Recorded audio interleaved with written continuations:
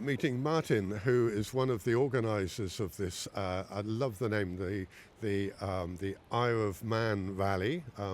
That started Friday night in Canberra, and then got the rally running at Nimitable down to here in Merimbula, and then today you're going up to Dalgety and then back to Canberra.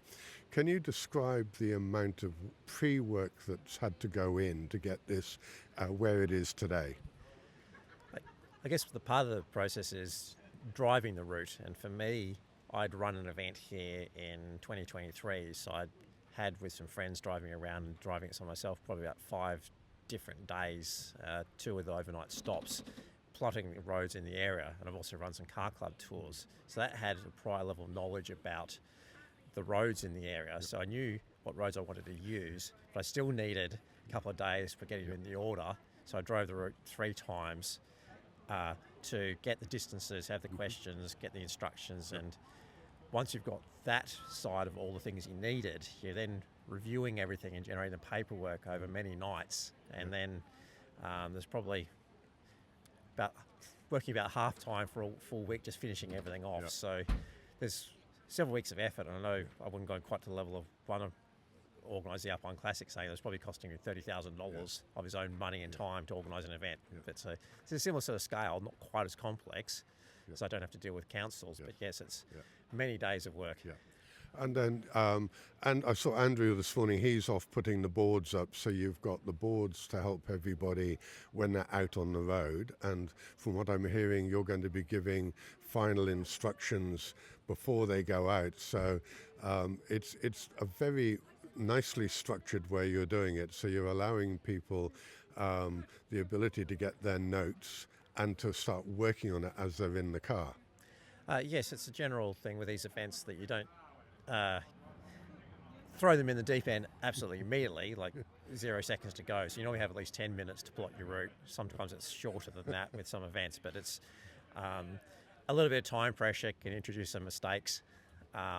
People still make them anyway, but it's just a thing of also, if you give the instructions to navigators too early, they'll go sit in their cars for too long and they won't talk to anyone. So you reduce the social side to just the drivers talking to each other. And as a navigator, we know that's a meeting of minds. And that's the one thing about the one that I did in 2023, and then coming down and seeing everybody here. It's an amazingly social group. Last night was quite a funny event, just with everybody getting together and having a great meal together. So I think you're right, it's that social connection is really important to this. Yes, that a lot of people here have they might have come from a single mate car club, but they've generally got a more expanded interest across multi-marks, and even if they don't, like Greg and Karen Yates have, I'm not sure how many different Mercedes Benzes, and they turn up to a different one every other event, and you can ask them about, also say, you sort of understand why they pick certain models, or get some people who turn up in a different car every other event, and it's Don Vitano's one where he's brings different things and finds things that works quite well as navigators, but it might be a Porsche, Toyota Cressida, a Renault Fuego, and so you get to see a variety of things, and you start to appreciate different things about different cars you may not otherwise thought about. Yeah, and I think I can see 2 Porsche 924 944s. They're about the only one here that's multiple.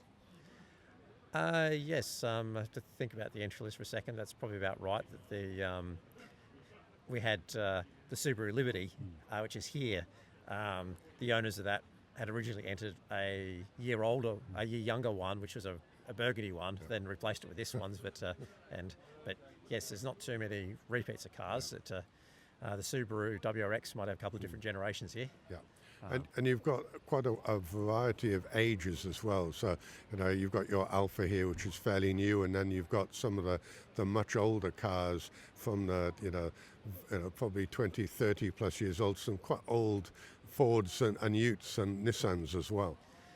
Yeah, the Club Championship does bias towards having cars that are eligible for concessional registration in New South Wales, and ACT for that matter. So there's that 30-year plus bias that I bought my BMW to do in these events in 2018 when it was a 1988 model. So you get some people who get a car and then sort of keep that for a period. So it was eligible, but Rob Panetta's a Alfa Romeo specialist who was going to have one of those. Other people look around for saying, what's maybe the best car I can find for this sort of thing. So I know Murray Baker with his 944 S2 was looking around saying, well, this is probably about a great touring car. He'd seen another one on events already because he was in a BMW M1. I think it was an M1 Coupe or 1M Coupe, similar to what the blue one Dennis Oster and Helen are in.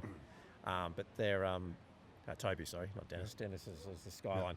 But yeah, that's an unusual one with a Chevy swapped Skyline. But yeah. And the thing about that, you're saying that it favours the historic plated cars. So is that based in the championship? They get a different point structure. How does that work? Yes, it's basically you can only run a modern car and count it towards your championship score for 2 days worth of the series. So this event being a 2-day event, it gets twice the points of the 1-day event, which I'll be running in July or June when I come up with the actual entry date for it.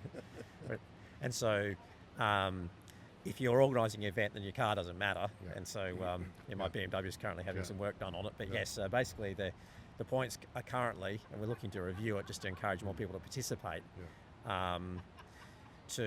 basically the car needs to be 30 years old or older. And after that point, it doesn't really matter. And cars from the mid-90s are pretty comfortable. They're just lacking some of the absolute latest in safety technology. That you can generally get the air conditioning to work. You don't put really low-profile tiles on; they're pretty comfortable. But yes, it's not the kind of thing where unless the car is really noisy and distracting for the driver. So last event I did last year, we were in a Alfa Romeo GTV 2000 former road registered race car, and it was still missing most of its noise insulation and a really loud exhaust, and it was a bit hard to think. I was wearing gear plugs. So that's the thing, is a disadvantage. But once you've got air conditioning and a reasonable spring rate, your other thing you want in a rally car is a decent fuel range, particularly for the Alpine Classic, which is timed. You don't want to be stopping mid-division for a fuel stop if you can help it. And so you're really encouraging people to get the older cars out as well, which is always good to get those out on the road. So you've got, 30 or so, 35 entrants in this rally? It's 24 cars, so we've got, including officials, 54 people here. Okay. And it's still, is that a good turnout, normal turnout for you? Post-COVID, it's a fairly normal amount. We've done quite well given it's further away from Sydney, where most of the club membership is. When I ran it a few years ago, it was 21 entrants, so we've got a few more than that. A number of the other events seem to be stuck at the low 20s. The Alfa Romeo event tends to be a bit, we get more members from that one, so in the mid-30s, and the Alpine's been stuck in the mid-40s of late. It used to be around 80 cars, but it's fallen away from that in recent times. And just to finish off, I saw you last year at Auto Italia in Canberra. Are you involved in that committee as well? Yes, I am. I'm no longer the treasurer, but I'm still wrangling around sponsorship and helping the new treasurer with getting on the job and some minor tinkering on the website.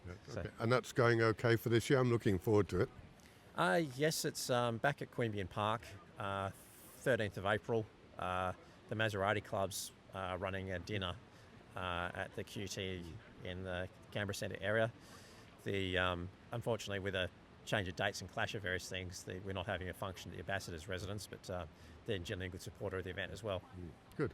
Well, I'll see you there. Good luck today. Hope you enjoyed, even though you've probably got a couple of hats on. And we'll see you en route, no doubt. Well, I'll be having a shorter route than the main crew just to get to lunch, but we will see you there, Stephen. Thanks, Martin. Take care.